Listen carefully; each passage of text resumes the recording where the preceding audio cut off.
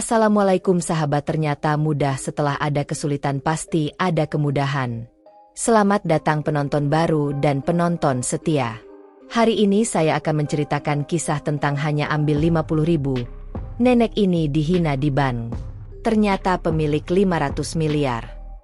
Kenapa ini bisa terjadi? Namun sebelumnya saya sarankan untuk menuliskan sholawat kepada Nabi Muhammad, agar kelak sholawat ini bisa jadi saksi kita di akhirat. Like, share dan subscribe ke channel ini sangat membantu menyebarkan dakwah Islam. Langit kota kecil itu masih dilingkupi awan mendung, menambah suasana sendu sore hari yang perlahan merambat ke malam. Di antara trotoar retak dan angin yang menusuk tulang, tampak sosok seorang nenek berjalan pelan. Langkahnya lambat, seperti ditimbang berat usia dan waktu. Dialah Mak Iem, seorang wanita tua yang dikenal oleh beberapa warga sekitar sebagai penjual sayur keliling, hidup sederhana dan tak banyak bicara. Hari itu, Mak Iem mengenakan baju longgar yang warnanya telah memudar, kerudungnya miring tertiup angin, dan sandal jepit usang yang sudah hampir putus. Di tangan kirinya, ia menggenggam erat sebuah buku tabungan yang tebal, namun sampulnya sudah mengelupas dan ujung halamannya melengkung. Ia melangkah menuju sebuah gedung besar berwarna abu-abu yang berdiri kokoh di jantung kota. Di dindingnya terpampang jelas nama sebuah bank nasional ternama. Saat pandangannya sampai pada gedung itu, Mak Iem menarik napas panjang. Bukan karena ia takut akan ditolak, melainkan karena ia tahu, setiap kali datang ke tempat seperti itu, ia harus siap untuk direndahkan. Satu-satunya tujuan Mak Iem hari itu adalah menarik uang sebesar 50.000 rupiah. Cukup untuk membeli obat dan sedikit beras. Ia sudah mencoba ATM dekat rumah, tapi seperti biasa, mesin itu rusak dan menolak kartunya. Maka, satu-satunya pilihan hanyalah datang langsung ke bank. Meski hati kecilnya sudah mempersiapkan berbagai sikap sinis yang mungkin akan ia terima. Sesampainya di depan pintu otomatis, Satpam berseragam biru gelap yang bernama Dion menatapnya dari atas ke bawah. Dion sempat mengernyitkan dahi, lalu maju menahan pintu dengan satu tangan. "Ibu, ada keperluan apa ya?" tanyanya datar, dengan nada dingin seperti tidak menyambut tamu. Mak Iem tersenyum kecil. Suaranya pelan dan serak, seakan tertelan oleh angin sore. "Saya mau ambil uang, Nak," jawabnya singkat. Dion menatap baju lusuh Mak Iem, sandal jepitnya, dan buku tabungan yang tampak kuno. Dalam hati, ia merasa aneh. Perempuan tua seperti itu, datang sendirian, dan tampak seperti baru keluar dari dapur kayu. "Ibu yakin nasabah di sini?" tanya Dion lagi. Kali ini terdengar lebih sinis. Tanpa bicara panjang, Mak Iem membuka buku tabungan dan menunjukkan halaman pertamanya. Meski angka-angka di sana tertulis dengan tinta cetak yang lama, buku itu masih aktif. Dion akhirnya mengangguk malas. "Silakan," katanya, lalu membuka pintu bukan karena sopan, melainkan karena mulai banyak nasabah lain yang memperhatikan interaksi mereka. Mak Iem melangkah masuk. Udara dingin dari pendingin ruangan langsung menyambut kulit keriputnya. Antrian di dalam bank tampak panjang, didominasi oleh orang-orang muda berpakaian rapi. Di antara mereka, Mak Iem seperti pemandangan asing yang tak diinginkan. Dari belakang, seorang ibu muda berbisik ke temannya sambil menoleh ke arah Mak Iem. "Lihat deh, nenek-nenek masuk bank. Kirain mau minta-minta tadi." Temannya terkekeh. "Cuma mau ambil 50.000 paling. Bisa kali itu di ATM. Ribet amat sih." Mereka tertawa pelan, tapi cukup keras untuk didengar Mak Iem. Namun nenek itu hanya menunduk. Tangannya menggenggam buku tabungan makin erat. Bukan karena takut, tapi karena mencoba menahan gemuruh yang mulai muncul dari dalam dadanya. Di sudut lain ruangan, Bagas, seorang teller muda yang baru 2 bulan bekerja, melirik ke arah nenek itu. Ia berbisik ke temannya, Siska dari bagian customer service. "Gue heran, orang kayak gitu kenapa nggak nyuruh anaknya aja yang urus? ATM juga nggak ngerti pasti." Siska ikut menyahut. "Iya, terus kalau isi slip salah, nyusahin aja. Nanti kita yang ditegur manajer." Tawa mereka nyaris tak tertahan. seolah bangga bisa menjadikan Mak Iem sebagai bahan hiburan. Mereka tidak tahu, apa yang mereka lakukan hari itu akan mengubah segalanya. Waktu berjalan lambat bagi Mak Iem. Setiap detik dalam antrian terasa berat. Tapi ia tak bergerak. Tetap berdiri di belakang pria dengan jas mahal, dan sepasang suami istri muda yang sibuk berbicara tentang cicilan rumah.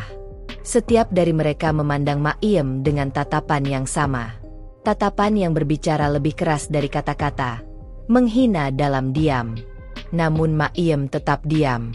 Karena dalam dirinya, ada sesuatu yang sudah ia siapkan sejak lama. Sesuatu yang tak seorang pun di ruangan itu sangka. Nomor antrian terus berjalan. Layar digital di atas loket teller menyala dan berganti angka perlahan. Satu persatu nasabah maju, menyelesaikan transaksi mereka, dan pergi. Namun satu orang tetap diam di tempat, tak bergerak selain mengikuti jalannya antrian. Ia adalah Mak Iem, berdiri di baris terakhir dengan tubuh renta yang mulai bergetar karena lelah dan dingin dari pendingin ruangan. Di tangannya, buku tabungan masih tergenggam erat. Sedangkan tangan satunya meremas sudut bajunya, bukan karena gugup, tapi karena ada sesuatu di dalam dirinya yang mencoba untuk tetap terkendali. Di seberang ruangan, tawa kecil masih terdengar. Bagas dan Siska tampak menikmati gosip ringan di sela waktu kerja mereka. Pandangan mereka sesekali melirik Mak Iem, seolah menunggu giliran untuk menyaksikan tontonan lucu yang biasa mereka nikmati. Nasabah yang gagap dan salah mengisi slip, yang akhirnya minta tolong dengan suara memelas. Aduh, siap-siap nih. Pasti nanti ngisi slip salah. Terus minta tolong mulu, ujar Bagas sambil terkekeh. Jangan-jangan malah gak bisa tanda tangan, sahut Siska, menutup mulutnya menahan tawa. Tawa itu tidak besar, tapi menusuk, menyeruak ke telinga Mak Iem, dan menampar perasaannya dengan cara yang halus tapi dalam. Tiba-tiba terdengar bunyi mesin pemanggil. Layar digital menyala, dan suara otomatis terdengar. Nomor 123. Silakan menuju loket 2. Mak Iem menegakkan tubuhnya perlahan. Walau punggungnya bungkuk, langkahnya tetap pasti. Ia melangkah maju melewati deretan kursi, menuju loket yang dijaga oleh Bagas. Bagas melirik Mak Iem dengan cepat, tanpa senyum, tanpa sapaan. Ibu mau apa? Tanyanya malas, bahkan tanpa melihat wajah Mak Iem. Dengan suara pelan dan sopan, Mak Iem menjawab, "Nak, saya mau ambil uang 50.000. Bagas mengangkat alis tinggi. Sekilas ekspresi keterkejutan muncul, tapi cepat ia tutupi dengan gumaman sarkastik. 50.000? Ulangnya, setengah tertawa. Ia menoleh ke arah Siska di sebelahnya sambil berkata cukup keras. Beneran deh, bukan tempat minta-minta kali. Cuma ambil 50.000. Seriusan. Siska yang dari tadi mencuri dengar langsung ikut menahan tawa, menggeleng pelan. Harusnya bisa di ATM, kan? Jangan bikin antrian makin panjang. Bagas lalu kembali menatap Mak Iem. Bu, kenapa gak pakai ATM aja? Mak Iem tersenyum lembut. ATM dekat rumah saya rusak. Nak, sudah coba beberapa kali, gagal terus. Makanya saya kesini langsung. Bagas menghela napas panjang dengan ekspresi kecewa. Lalu ia mengambil buku tabungan dari tangan Mak Iem. Dengan gerakan cepat dan agak kasar. Ia membuka halaman saldo, memindai dengan scanner, lalu mulai mengetik. Saat layar komputer menampilkan data, Bagas terkekeh pelan. Ia kembali menoleh ke Siska dan membisikkan. Serius, cuma 50.000. Muka lusuh. Dompetnya pasti kosong. Kayak orang mau ngemis di bank. Temannya tertawa kecil. Cuma kurang bawa kardus di depan aja itu. Mak Iem mendengar semuanya. Tapi ia tetap diam. Ia tidak menatap Bagas. Matanya hanya memandang ke kaca loket. Di sana, ia melihat bayangannya sendiri. Sosok wanita tua yang terlihat lemah, tapi menyimpan sesuatu yang jauh lebih besar daripada apapun yang ada di ruangan itu. Beberapa menit kemudian, Bagas mendorong slip transaksi ke depan. Isi ini. Lain kali jangan ke teller cuma buat ambil uang segini ya. Buang-buang waktu, katanya tanpa melihat wajah Mak Iem. Tangan Mak Iem gemetar saat mengambil pena. Bukan karena takut, bukan karena marah, tapi karena ia sedang menahan sesuatu yang selama ini terkunci dalam dirinya. Ia mulai menulis pelan-pelan. Huruf demi huruf ia tulis dengan rapi, seakan menandai bahwa ini adalah langkah pertama dari sesuatu yang akan mengguncang semua orang di ruangan itu. Setelah slip diserahkan, Bagas memproses transaksi. Mesin pencetak slip berderak. Uang 50.000 dalam bentuk satu lembar biru diletakkan di atas baki kecil. Sudah, katanya singkat. Mak Iem mengambil uang itu dengan tangan kiri yang masih bergetar. Kemudian ia membalikkan badan, siap pergi. Tapi langkahnya terhenti di tengah jalan. Ia berdiri di tengah ruangan yang kini mulai lengang, dan dalam keheningan itu, Mak Iem berbalik arah. Tatapan matanya tidak lagi sendu, tapi penuh arah dan ketegasan. Dia berjalan menuju meja bertuliskan customer service, tempat Siska masih duduk dengan kepala sedikit tertunduk, tidak sadar bahwa badai kecil sedang datang menghampiri. Pegawai lain yang melihat langkah Mak Iem mulai melambatkan aktivitasnya. Ada yang mengangkat kepala, ada yang saling tatap, tapi tak seorang pun bicara. Karena tanpa mereka sadari, ada kekuatan besar dalam langkah perlahan seorang nenek tua yang selama ini mereka remehkan. Meja panjang dengan tulisan customer service kini menjadi pusat perhatian. Di sana, Siska masih duduk, belum menyadari bahwa perempuan tua yang ia dan Bagas ejek tadi kini sedang berjalan ke arahnya dengan langkah perlahan namun penuh makna. Setiap langkah Mak Iem seperti membawa angin dingin yang menghempas keheningan ruangan. Beberapa pegawai mulai memperhatikan. Ada yang menoleh, ada yang pura-pura sibuk, tapi tak seorang pun berani bicara. Mak Iem berhenti di depan meja Siska. Tatapannya tidak marah, justru terlalu tenang untuk disebut terluka. Tapi dari sorot matanya, siapapun bisa merasakan sesuatu yang dalam dan berat. "Permisi, Nak." Suara Mak Iem lembut namun bergetar. "Saya ingin bertemu dengan manajer bank ini." Siska yang mendengarnya langsung terdiam. Matanya membesar seketika. Tidak biasa ada nasabah seperti ini meminta bertemu manajer secara langsung. Terlebih lagi, seorang nenek yang hanya mengambil 50.000.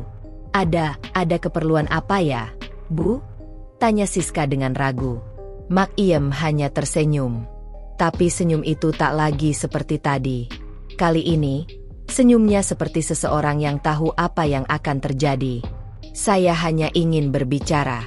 Tolong sampaikan saja," ujarnya pelan. Mau tak mau, Siska berdiri dan bergegas ke dalam ruangan kaca di sudut bank, tempat di mana seorang pria parubaya berjas rapi sedang sibuk memeriksa dokumen. Ia adalah Pak Surya, manajer cabang bank tersebut. Seorang pria yang terkenal disiplin dan rapi, namun jarang berurusan langsung dengan nasabah biasa, apalagi dengan orang tua yang datang hanya untuk menarik uang recehan. Beberapa menit kemudian, pintu kaca terbuka. Pak Surya melangkah keluar, diikuti oleh Siska. Ia tersenyum sopan, seperti biasa, lalu berjalan menuju Mak Iem yang kini masih berdiri dengan tubuh yang sedikit membungkuk. "Selamat siang, Ibu," sapa Pak Surya ramah. "Saya Pak Surya, manajer di sini. Apa yang bisa saya bantu?" Mak Iem tidak langsung menjawab.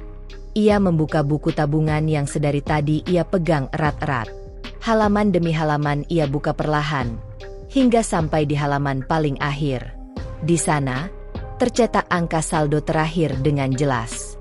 Dengan tangan yang tenang, ia menyerahkan buku itu kepada Pak Surya. Pak Surya menerima buku itu dengan sopan. Awalnya ia tersenyum santai, tapi saat matanya membaca angka yang tertera di kolom saldo, senyumnya perlahan memudar. Matanya membesar, tangannya menegang, dan napasnya tercekat. Angka di buku itu menunjukkan sesuatu yang tidak masuk akal bagi seseorang dengan penampilan seperti Mak Iem. 500 miliar rupiah. 500 miliar rupiah. Pak Surya menelan ludah. Ia melihat kembali ke buku itu, memastikan angka itu bukan kesalahan cetak, namun semuanya valid. Nomor rekening aktif. transaksi rutin. Dan angka itu nyata. Ruangan tiba-tiba terasa hening. Beberapa teller dan pegawai lain mulai memperhatikan ekspresi Pak Surya yang berubah drastis. Dari tenang menjadi cemas. Mak Iem menatap manajer itu dengan sorot mata yang belum berubah sejak tadi. Ia berkata pelan, tapi setiap kata menghantam dengan kuat. Saya hanya ingin ambil 50.000. Tapi saya diperlakukan seolah saya hina, seolah saya beban. Ucapnya. Saya tidak datang ke sini minta perlakuan istimewa. Saya datang hanya ingin dilayani sebagai manusia. Pak Surya langsung membungkuk sedikit. Gugup.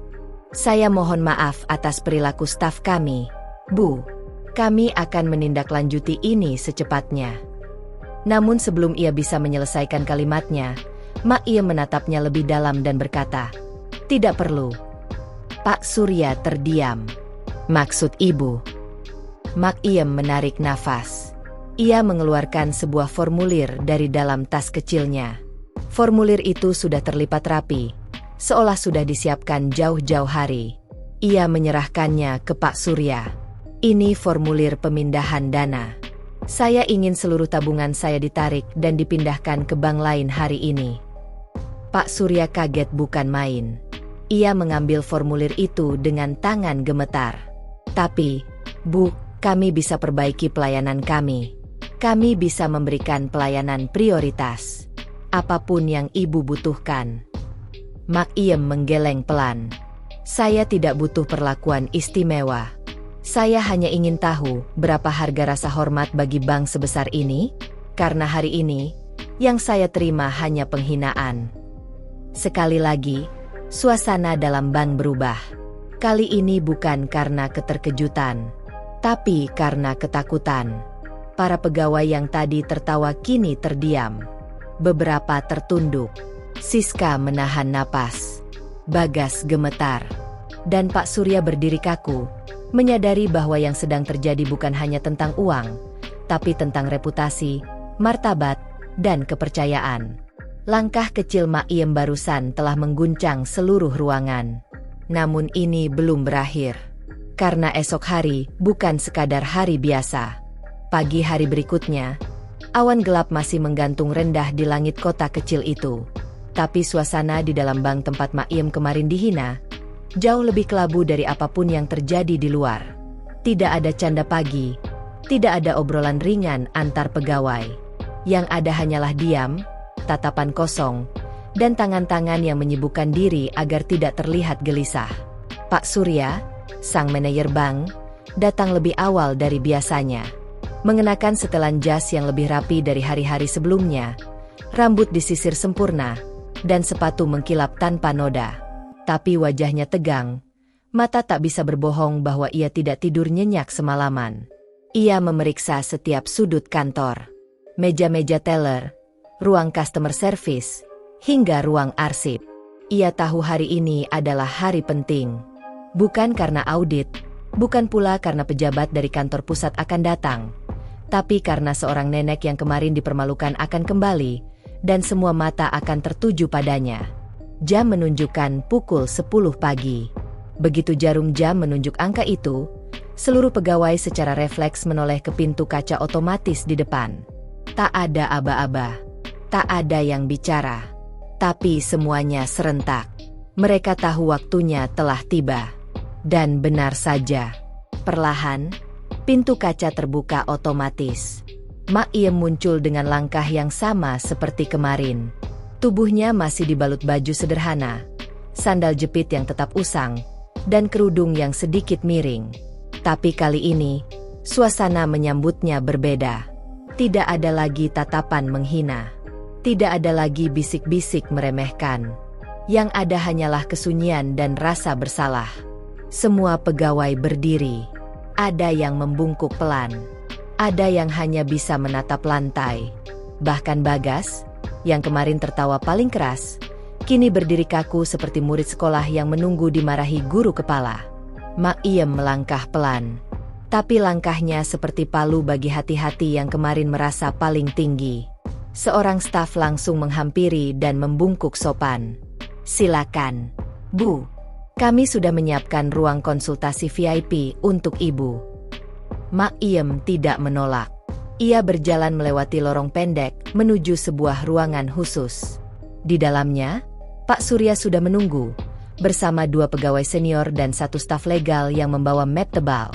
Saat Mak Iem masuk, semua berdiri. "Selamat pagi, Bu Mak Iem," ucap Pak Surya penuh hormat. "Kami telah menyiapkan semua dokumen untuk pemindahan dana sesuai permintaan Ibu kemarin. Mohon ditinjau kembali, dan jika sudah sesuai, kami akan segera memproses." Mak Iem hanya mengangguk kecil, lalu duduk dengan tenang. Ia menerima lembaran-lembaran kertas itu satu persatu. Membacanya pelan, matanya teliti walau sudah tua. Tangannya tetap stabil saat memegang pena, dan satu persatu ia menandatangani dokumen dengan sikap yang menunjukkan bahwa ia bukan hanya orang tua biasa. Dari balik kaca ruangan, beberapa pegawai dan nasabah memperhatikan diam-diam. Mereka melihat Mak Iem tak seperti kemarin. Ada wibawa, ada karisma, ada sesuatu dalam dirinya yang membuat semua orang tak sanggup berkata-kata. Setelah semua ditandatangani, Mak Iem mengembalikan pena ke atas meja, lalu berkata pelan, "Belajarlah dari ini. Uang bisa dipindahkan, tapi rasa hormat yang hilang belum tentu bisa kembali." Pak Surya menunduk dalam-dalam. "Ibu, kami benar-benar meminta maaf." Suara lain terdengar di sudut ruangan. Tersendat, pelan, tapi cukup jelas. "Bu, saya juga minta maaf." Semua mata menoleh ke arah suara itu. Bagas. Ia berdiri di ambang pintu dengan wajah pucat. Kedua tangannya gemetar. Matanya berkaca-kaca. Ia menatap Mak Iem, lalu melangkah maju. Saya tidak tahu, Bu. Saya pikir, saya kira." Katanya terbata-bata. Mak Iem menatap Bagas. Tatapannya tenang. Tidak membalas dengan marah. Tidak menyindir. Tidak menegur. Tapi itulah yang membuat Bagas semakin jatuh. "Bu, saya mohon maaf. Saya telah menghina Ibu. Saya menyesal," ucapnya dengan suara serak. Mak Iem tetap menatapnya dalam diam. Lalu berkata singkat, "Saya tidak datang kemarin untuk dihormati karena saldo saya. Saya datang hanya untuk tahu, apakah saya masih bisa dihormati karena saya manusia." Kata-kata itu menggantung di udara. Ruangan kembali sunyi. Tak ada suara. Bahkan napas pun terasa ditahan oleh setiap orang yang mendengarnya. Setelah itu, Mak Iem berdiri. Ia mengangguk singkat ke Pak Surya. "Terima kasih telah memproses semuanya. Hari ini, saya pergi. Tapi ingat, jangan ulangi kesalahan ini kepada orang lain." Pak Surya berdiri dan membungkuk dalam. Satu persatu staf lainnya berdiri menghormati. Pintu ruangan terbuka. Dan seperti menyambut seorang ratu, seluruh pegawai berdiri dari meja masing-masing. Tidak ada yang berani bicara. Tidak ada yang berani tersenyum. Hanya ada diam yang dalam, dan rasa malu yang menggantung di setiap wajah. Langkah terakhir Mak Iem menyusuri bank itu tak akan pernah dilupakan. Dan ketika pintu kaca otomatis menutup perlahan, seluruh ruangan terasa ambruk. Bukan karena seseorang pergi, tapi karena harga diri yang mereka abaikan, kini telah meninggalkan mereka. Tak lama setelah kepergian Mak Iem, suasana di dalam bank berubah drastis. Pegawai yang biasanya saling bercanda kini menjadi pendiam. Tak ada lagi senda gurau, tak ada tawa, bahkan panggilan telepon pun terdengar lebih pelan dari biasanya. Seolah-olah semua suara takut untuk muncul. Takut menjadi saksi dari kesalahan kolektif yang baru saja mereka buat. Pak Surya, manajer bank, duduk di ruangannya dengan tangan menyentuh pelipis. Di depannya, dokumen pemindahan dana sebesar 500 miliar sudah tersusun rapi, siap dikirim ke bank tujuan Mak Iem. Ia tahu, bukan hanya uang yang akan meninggalkan institusinya, tapi juga kepercayaan, sesuatu yang jauh lebih sulit diperoleh kembali. Beberapa menit kemudian, kabar itu mulai menyebar keluar. Media lokal mulai menulis tentang kisah seorang nenek yang dihina saat ingin menarik uang Rp50.000. Padahal ia adalah nasabah dengan saldo fantastis. Artikel-artikel daring bermunculan dengan judul yang mengejutkan. Netizen membagikan kisah itu secara berantai, menyebut nama bank dengan nada sinis, dan mencela perlakuan pegawai yang meremehkan hanya dari tampilan luar. Komentar-komentar pedas mengalir deras. Tak sedikit di antaranya yang menyatakan akan menarik tabungan mereka dari bank yang sama. Beberapa nasabah bahkan datang langsung ke cabang untuk menutup rekening mereka, merasa takut diperlakukan serupa suatu hari nanti. Di sela semua kegaduhan itu, Bagas masih terduduk di kursinya. Tangannya menggenggam map yang berisi laporan harian, tapi matanya kosong menatap lantai. Setiap tawa yang ia keluarkan kemarin kini terdengar seperti gema hinaan terhadap dirinya sendiri. Ia tahu, namanya tercatat dalam insiden yang kini viral. Tak berselang lama, surat pemindahan tugas datang dari kantor pusat. Bagas dipindahkan ke cabang kecil di pinggir kota. Tak ada upacara perpisahan. Tak ada sambutan. Hanya tatapan datar dari rekan kerja yang mulai menjaga jarak. Sementara itu, di sebuah rumah kayu sederhana di pinggir desa, Mak Iem duduk di beranda rumahnya. Sore itu cerah. Angin berembus pelan, membawa aroma dedaunan kering yang berguguran. Di tangannya, secangkir teh hangat mengepul. Di pangkuannya, beberapa lembar surat yang datang dari berbagai penjuru negeri. Ia membuka satu demi satu. Ada surat dari teller muda yang menyesal. Ada surat dari mahasiswa yang terinspirasi. Ada pula surat dari ibu rumah tangga yang menangis membaca kisahnya. Semua surat berisi rasa syukur, kekaguman, dan pelajaran hidup. Tak satu pun dari mereka menanyakan berapa jumlah uangnya. Tak satu pun memujinya karena kekayaan. Mereka semua hanya berterima kasih karena telah mengajarkan makna harga diri, dan bagaimana martabat tak bisa diukur dari tampilan luar. Mak Iem membaca setiap surat dengan perlahan. Kadang ia tersenyum. Kadang matanya berkaca. Ia tidak kaya karena uang yang ada di rekening. Ia kaya karena ia tahu siapa dirinya, dan tidak membiarkan siapapun merendahkannya tanpa dasar. Di ruangannya, tersimpan rapi buku tabungan lama yang kemarin ia bawa ke bank. Buku itu kini kosong, hanya lembar kenangan, tapi memiliki cerita yang akan dikenang oleh banyak orang. Dari kejauhan, anak-anak kecil berlari melewati rumahnya, memanggil nama Mak Iem seperti biasa. Bagi mereka, ia tetap nenek penjual sayur yang ramah. Tapi bagi ribuan orang di luar sana, ia adalah simbol bahwa manusia tak pernah boleh dinilai dari rupa luar semata. Cerita ini belum selesai, karena di balik viralnya kisah itu, kantor pusat BAN mulai bergerak. Audit internal dilakukan besar-besaran, dan beberapa cabang diperiksa ulang. Banyak kebijakan baru dikeluarkan demi memastikan bahwa kejadian seperti ini tidak pernah terulang kembali. Namun satu hal yang tak bisa dikembalikan adalah nama baik. Dan dari semua kehilangan yang terjadi, kehilangan kepercayaan adalah yang paling menyakitkan. Hari-hari berlalu, tapi bayang-bayang kejadian itu terus menggantung di setiap sudut bangunan bank tempat Mak Iem dahulu dihina. Tak satu pun dari pegawai bisa benar-benar bekerja dengan tenang. Setiap kali pintu kaca terbuka, mereka refleks menoleh dengan cemas, seolah takut akan muncul lagi seseorang yang mereka abaikan, seseorang yang mereka remehkan, namun ternyata memiliki kekuatan tak terduga. Pak Surya, meski tak kehilangan jabatannya, mulai terlihat berbeda. Setiap rapat yang ia pimpin kini penuh dengan kalimat reflektif. Nada bicaranya pelan. Matanya lebih banyak menatap meja daripada menatap rekan kerjanya. Ia sadar, satu keteledoran kecil saja bisa menghancurkan reputasi yang ia bangun bertahun-tahun. Di antara semua yang terpukul, Siska adalah yang paling hancur dalam diam. Ia memang tidak seterlalu mencolok seperti Bagas dalam menghina Mak Iem, tapi ia ikut menertawakan, ikut menyindir, ikut menyebar rasa hina tanpa kata. Sejak hari itu, Siska tak lagi duduk di meja customer service. Ia minta dipindahkan ke bagian belakang, bekerja di ruang data, jauh dari interaksi dengan nasabah.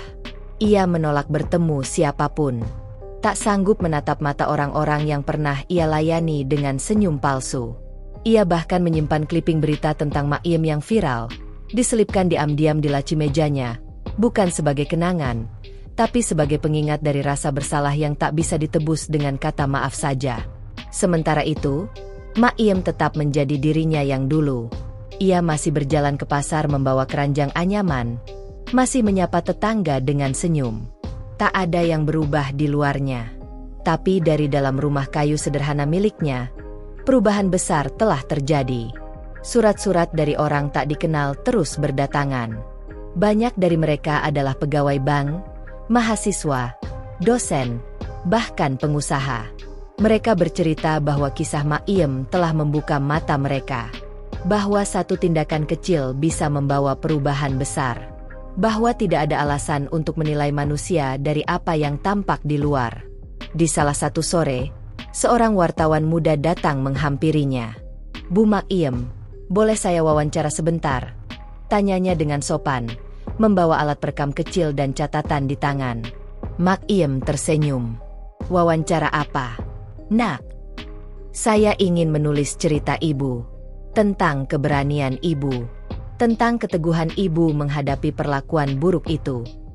Mak Iem terdiam sejenak, menatap langit yang mulai berubah jingga. "Saya tidak merasa berani, Nak," katanya pelan. "Saya hanya ingin dihormati sebagai manusia." Wartawan itu menunduk, mencatat perlahan. Tapi hatinya bergetar. Kata-kata yang sederhana namun berisi kekuatan yang tak bisa dipatahkan oleh siapapun. Setelah selesai, wartawan itu pamit. Sebelum melangkah pergi, Mak Iem berpesan pelan. "Tulislah apa yang kau mau. Tapi jangan buat aku terlihat hebat. Buatlah orang tahu bahwa yang terhebat adalah kebenaran yang berdiri, meski tanpa dibela." Wartawan itu tak menjawab, hanya tersenyum dan membungkuk dalam-dalam. Di tempat lain, kantor pusat bank tempat kejadian itu berlangsung tengah sibuk melakukan perubahan kebijakan internal. Pelatihan ulang bagi pegawai, penilaian ulang terhadap cabang-cabang di seluruh negeri, dan paling penting, memasukkan materi tentang pentingnya menghormati nasabah tanpa melihat penampilan. Salah satu materi pelatihan mereka kini memakai judul yang menyebar luas. Kasus Mak Iem, ketika rasa hormat tak bisa dibeli. Para pegawai baru diwajibkan menonton rekaman kejadian tersebut. Di layar, mereka melihat bagaimana seorang wanita tua memasuki bank dengan diam, namun keluar dengan seluruh harga diri, dan membuat ratusan orang terdiam. Mereka menyaksikan betapa senyum sinis bisa berubah jadi tangis penyesalan hanya dalam waktu beberapa menit. Dan mereka belajar bahwa kadang, pelajaran hidup paling mahal datang dari orang yang paling sederhana. Sementara itu, di warung kecil milik tetangganya, Mak Iem duduk sambil menyeruput teh hangat. Tak ada kamera, tak ada liputan, hanya dirinya dan langit sore. Tapi ia tahu, ia telah meninggalkan jejak. Bukan karena uang, tapi karena harga diri. Dan malam itu, ketika kota kecil mulai sunyi, dan lampu-lampu rumah mulai dinyalakan, satu pesan dari Mak Iem terngiang di mana-mana. Di berita, di sekolah-sekolah, di kantor bank, bahkan di kepala orang-orang yang pernah mencibirnya. Rasa hormat tidak datang dari kekayaan, tapi dari pilihan untuk memperlakukan orang lain sebagai manusia. Pagi itu, udara terasa lebih segar dari biasanya di kota kecil tempat Mak Iem tinggal. Di halaman rumah kayunya yang bersih dan sederhana, burung-burung mulai berkicau riang, seakan menyambut lembaran baru dalam hidup seorang nenek yang dulu hanya dianggap sebelah mata. Di meja kayu panjang, tersusun rapi tumpukan surat ucapan terima kasih, permintaan maaf, dan undangan dari berbagai institusi. Bahkan ada undangan dari sebuah universitas ternama yang ingin menjadikan kisah Mak Iem sebagai bagian dari bahan kuliah etika pelayanan publik. Namun Mak Iem tak tergoda. Ia tetap memilih duduk di kursi tuanya yang biasa, mengenakan baju yang sama, menyesap teh hangat buatan sendiri, dan menyapu halaman dengan sapu lidi yang sudah digunakan bertahun-tahun. Karena bagi Mak Iem, yang berubah bukan dirinya, melainkan cara dunia memandangnya. Sementara itu, di kota besar, nama Mak Iem semakin sering dibicarakan. Media nasional mulai membahas kisahnya dalam berbagai bentuk. Talk show, berita televisi, artikel majalah, Bahkan anak-anak sekolah mulai menyebut namanya dalam pelajaran tentang moral dan etika. Namun, semua pujian itu tak sedikit pun membuat Mak Iem berubah gaya hidup. Ia tahu, semua yang datang karena rasa iba atau kekaguman bisa hilang seketika. Tapi yang datang dari kesadaran, dari pemahaman bahwa manusia punya nilai tanpa harus memperlihatkan harta, itulah yang bertahan lama. Di salah satu tayangan televisi, tampil seorang dosen yang membahas kisah Mak Iem. Yang kita pelajari dari beliau bukan hanya soal pelayanan publik yang buruk, tapi soal kesombongan kolektif yang diam-diam sudah jadi budaya. Kita menilai orang dari sepatu, dari tas, dari parfum, tanpa tahu bahwa orang yang kita hina mungkin adalah orang yang lebih mulia dari kita di hadapan Allah. Di sisi lain, bank tempat insiden terjadi mengalami penurunan nasabah.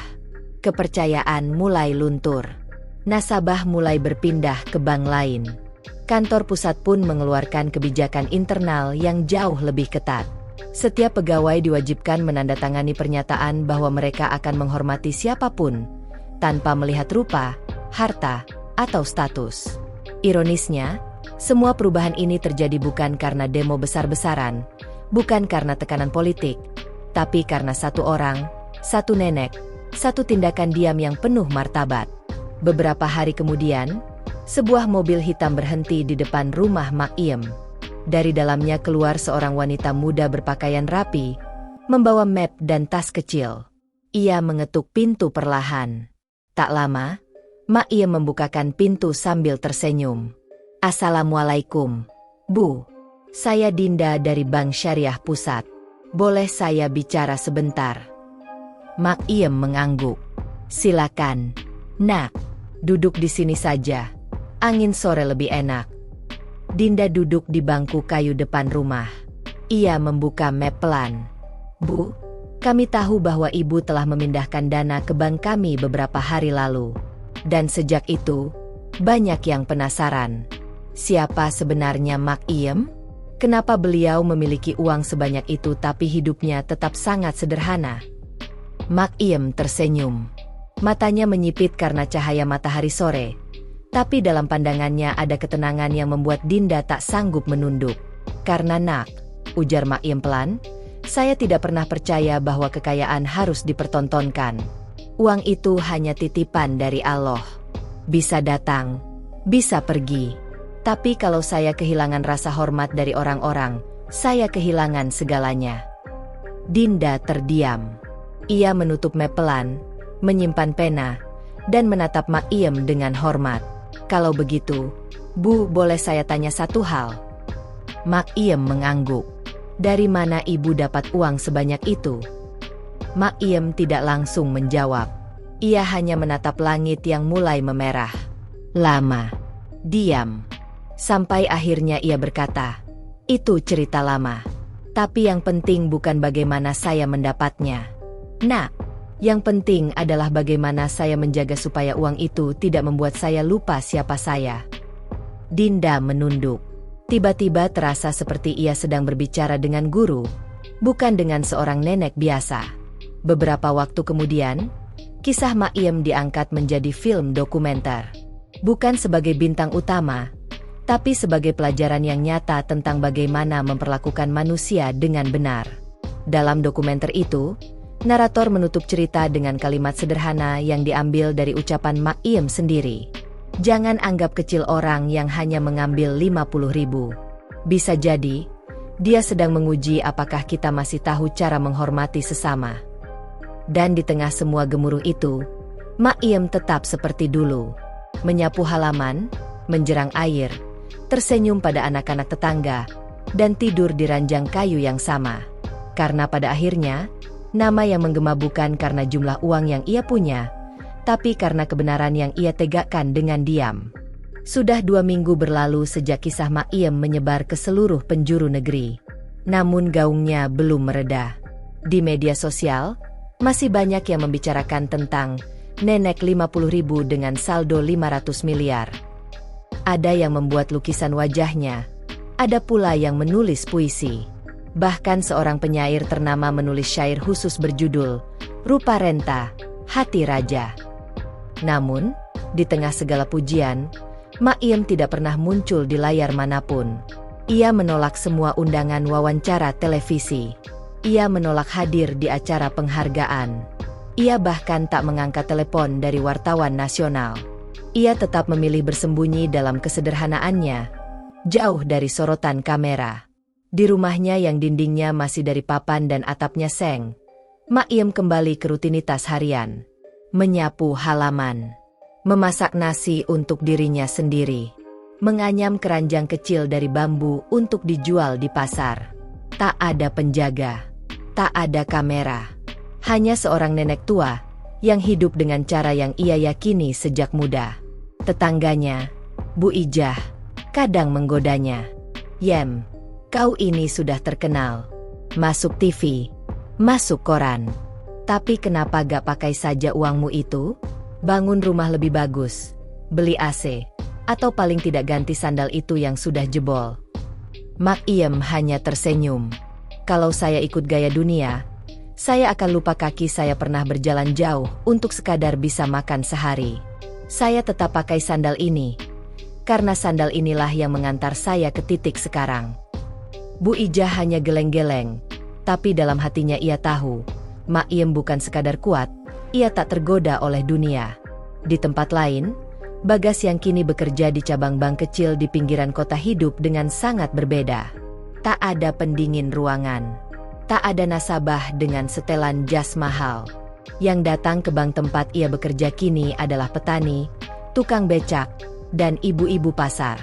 Setiap kali ia melihat mereka datang dengan pakaian lusuh dan tangan penuh kapalan, ia langsung berdiri dari kursi, menyambut, membantu, menyediakan kursi.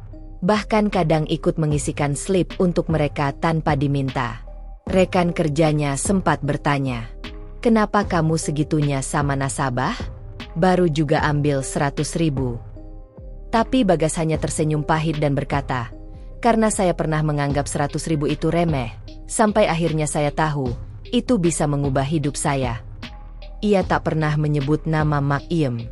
Tapi setiap hari dalam doa dan benaknya, nama itu tak pernah hilang. Ia tahu, sebagian dari dirinya kini hidup untuk menebus kesalahan yang mungkin tak akan pernah dimaafkan secara terang-terangan. Sementara itu, Pak Surya mendapatkan teguran keras dari kantor pusat. Ia tak dicopot dari jabatan, tapi kini ia harus memimpin pelatihan etika kerja untuk para pegawai baru. Dalam pelatihan itu, ia sering menceritakan satu kisah yang tak pernah ia tulis secara formal, namun ia hafal dengan sangat jelas. Ia berdiri di depan kelas, menatap para pegawai baru dan berkata, "Kalian mungkin akan melihat orang tua masuk dengan baju kusam, atau ibu-ibu bingung isi slip, atau bapak petani yang tak tahu bedanya tabungan dan deposito. Jangan pernah remehkan mereka, karena bisa jadi mereka sedang menilai kalian, bukan sekadar mengambil uang." Para pegawai diam mendengarnya. Tak ada yang berani bertanya. Dan Pak Surya pun menambahkan, "Pelajaran paling mahal dalam hidup saya datang dari nenek yang hanya menarik 50.000 rupiah." Di salah satu sore yang sunyi, ketika angin meniup dedaunan kering di halaman rumah Mak Iem, ia duduk sendirian memandang langit yang memerah. Dari kejauhan terdengar suara adzan. Mak Iem berdiri pelan, meraih kerudung yang tergantung di dinding. Tubuhnya yang renta masih kuat untuk berjalan ke musala kecil di ujung jalan. Sebelum ia pergi, ia melirik sebuah kotak kayu kecil di atas lemari, tempat ia menyimpan semua surat dari orang-orang yang menulis padanya. Di sana juga terselip satu buku kecil yang telah usang, berisi tulisan tangannya sendiri. Tulisan yang ia tulis saat usianya masih 30 tahun, kala ia masih berjualan keliling. "Jika kelak aku kaya, jangan sampai aku lupa siapa aku. Karena saat aku lupa, aku bukan siapa-siapa." Hari itu, langit tak terlalu cerah. Tapi hati banyak orang menjadi lebih terang. Karena satu orang yang menolak jadi pusat perhatian, namun diam-diam menjadi cahaya bagi banyak hati yang lupa bagaimana caranya menghargai. Malam di desa kecil itu turun perlahan. Bintang-bintang mulai bermunculan di langit yang bersih. Tidak terganggu cahaya kota. Di balik jendela rumah kayu yang sederhana, lampu temaram menyinari ruangan tempat Mak Iem duduk, dikelilingi oleh surat-surat yang ia letakkan di lantai beralas tikar rotan tua. Suasana hening, hanya suara jangkrik dan sesekali desir angin malam menemani. Ia membuka satu surat yang belum sempat dibaca. Surat itu datang dari seseorang yang tak dikenalinya. Namun tulisan tangannya tampak hati-hati. Bu Maiem, saya bukan siapa-siapa. Saya hanya anak pegawai honorer yang pernah menertawakan orang karena sepatu mereka bolong. Setelah membaca kisah ibu, saya menangis. Karena ternyata, yang saya remehkan mungkin lebih kuat dari saya. Terima kasih karena tidak membalas hinaan dengan amarah, tapi dengan martabat. Maiem menutup surat itu perlahan. Ia meletakkannya di atas tumpukan yang lain, lalu menyandarkan tubuhnya ke dinding. Matanya tak lagi segelap ketika pertama kali ia melangkah masuk ke bank itu. Kini matanya tenang, karena ia tahu sesuatu telah berubah di luar sana. Bukan karena kekuatan uang, tapi karena kekuatan keteladanan. Di kota yang jauh dari desa Maiem, dampak dari kejadian kecil itu belum berakhir. Beberapa sekolah mengangkat kisahnya sebagai bahan diskusi dalam pelajaran karakter. Siswa-siswa diminta menulis esai tentang pentingnya menghargai orang lain. Salah satu sekolah menempelkan kutipan Maiem di papan besar depan ruang guru. Hormat itu bukan untuk yang punya harta. Hormat itu untuk yang punya hati. Di sebuah kantor pusat perbankan, direktur utama memerintahkan seluruh cabang untuk meninjau ulang sistem pelayanan mereka, termasuk evaluasi kinerja berdasarkan perlakuan terhadap nasabah kecil, bukan hanya nilai transaksi. Dalam rapat besar yang dihadiri para pimpinan cabang seluruh Indonesia, disampaikan satu pengumuman penting. Mulai tahun ini, seluruh teller dan customer service wajib menjalani pelatihan karakter 2 kali setahun. Materi utama berasal dari satu kasus nyata. Kasus seorang nenek yang mengajarkan kita harga dari sebuah rasa hormat. Dan di akhir rapat itu, saat semua berdiri untuk menyanyikan lagu kebangsaan, tak sedikit dari mereka yang diam-diam menunduk, bukan karena lirik lagu, melainkan karena nama Maiem yang tak henti berputar dalam benak mereka. Suatu hari, anak dari Bagas, yang masih duduk di bangku sekolah dasar, bertanya saat mereka makan malam, "Ayah, kenapa ayah pindah kerja ke tempat jauh dan gajinya lebih kecil?" Bagas terdiam sejenak. Ia menatap anaknya, lalu meletakkan sendok perlahan. Karena ayah pernah tertawa pada orang yang seharusnya ayah hormati. Dan sejak itu, ayah belajar bahwa pekerjaan bukan tentang uang, tapi tentang belajar jadi manusia yang lebih baik. Anaknya menatapnya bingung, namun dalam hati kecilnya, ia tahu bahwa ayahnya sedang berubah. Kembali ke desa, Maiem kini dikenal bukan karena saldo di bank, tapi karena sikapnya yang diam tapi dalam. Anak-anak kecil yang lewat di depan rumahnya akan menyapa lebih pelan. Tetangga yang dulu hanya menyapa saat beli sayur, kini datang membawa makanan untuk sekadar berbagi. Suatu sore, seorang pemuda berusia 20-an mengetuk pintu rumahnya. Ia mengenakan jaket sederhana dan membawa tas kecil di tangannya. "Permisi, Bu Maiem." Maiem membukakan pintu. "Ya, nak. Saya datang dari luar kota. Saya dulu sempat ikut menulis komentar buruk tentang ibu di media sosial, karena saya kira cerita itu dibuat-buat. Tapi setelah saya tahu semuanya nyata, saya merasa harus datang langsung. Minta maaf." Maiem tak berkata apa-apa. Ia hanya mempersilakan pemuda itu duduk, lalu menuangkan air teh dari teko tanah liat. "Minumlah dulu, nak. Maaf bisa disampaikan, tapi hidup harus terus jalan. Jangan ulangi pada orang lain." Pemuda itu menunduk dalam. Ia tahu, kata-kata itu bukan hanya menegur, tapi menyelamatkannya dari rasa bersalah yang akan ia bawa bertahun-tahun. Hari semakin sore, matahari perlahan tenggelam di balik bukit. Angin berhembus membawa suara burung yang pulang ke sarang. Dan di dalam rumah kayu itu, Maiem duduk sendiri, memandangi buku tabungan lamanya yang kini sudah kosong. Tapi ia tak bersedih. Karena bagi Maiem, lembaran paling berharga bukan yang berisi saldo besar, tapi yang mencatat satu momen ketika dunia berhenti dan belajar dari seseorang yang selama ini dianggap kecil. Dan semua itu berawal dari slip transaksi sebesar Rp50.000. Malam itu, langit bertabur bintang. Suasana desa tenang seperti biasa, hanya suara serangga dan sesekali anjing menggonggong di kejauhan. Di dalam rumahnya, Mak Iem menulis sesuatu di selembar kertas, menggunakan pulpen yang tintanya mulai memudar. Tulisan tangannya goyah tapi masih rapi. Ia menuliskan hal-hal kecil yang ingin ia sampaikan, bukan untuk dunia, tapi untuk siapapun yang kelak mungkin menemukan kertas itu. Ia menulis tanpa niat menjadi terkenal, tanpa ingin dikenang sebagai pahlawan. Hanya sebagai seorang perempuan tua, yang ingin mengingatkan bahwa harga diri tak akan pernah bisa dibeli. Sementara itu, di kota besar, sebuah seminar pelayanan publik sedang berlangsung. Di hadapan ratusan peserta, seorang pembicara muda memulai presentasinya. "Pernahkah kalian mendengar nama Mak Iem?" tanyanya. Beberapa peserta mengangguk. Beberapa lainnya masih asing. Beliau bukan profesor, bukan direktur, bukan tokoh masyarakat.